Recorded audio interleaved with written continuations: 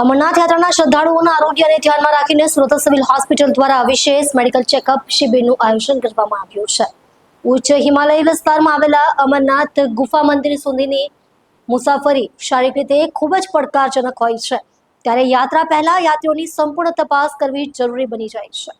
આ શિબિરમાં યાત્રીઓના blood pressure, sugar, હૃદય અને શ્વસન તંત્રની તપાસ સહિતના નિર્ણાયક આરોગ્ય પરીક્ષણો કરવામાં આવ્યા। ઉપરાંત ઊંચાઈવાળા વિસ્તારમાં સંભવિત બીમારીઓ જેવી કે એક્યુટ માઉન્ટેન સિકનેસ અંગે યાત્રીઓને સલાહ સૂચના પણ આપવામાં આવી।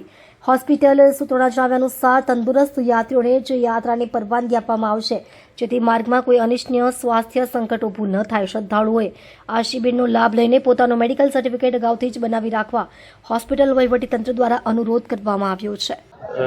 હું ડૉક્ટર લક્ષ્મણ ટેલિયાણી અહીંયા મેડિકલ ઓફિસર તરીકે છું અને સિવિલ હોસ્પિટલમાં નવી સિવિલ હોસ્પિટલ સુરત ખાતે શ્રી અમરનાથજી યાત્રાને જે 3 જુલાઈથી ચાલુ થઈ રહી છે એના મેડિકલ હેલ્થ ફિટનેસ માટેના જે તપાસ કરીને સર્ટિફિકેટો આપવાના છે એની કામગીરી આજથી ચાલુ કરવામાં આવી છે અને આજે સવારથી 9:30થી શરૂ કરવામાં આવી છે અને રોજના સુચારુ વ્યવસ્થા જળવાઈ રહે એ અર્થે રોજના 500 યાત્રીઓનો હેલ્થ ચેકઅપ કરવામાં આવશે।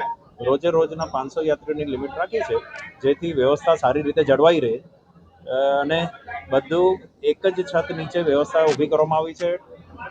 રજિસ્ટ્રેશન, ડૉક્ટરો સાથે લેબના કલેક્શન ટેબલ અને એના પછી ઇસીજી વગેરે અને એના માટે કન્સલ્ટન્ટ પણ સાથે ફિઝિશિયન પણ મૂકવામાં આવે છે, ડૉક્ટરની સાથે ફિઝિશિયન પણ મૂકવામાં આવે છે।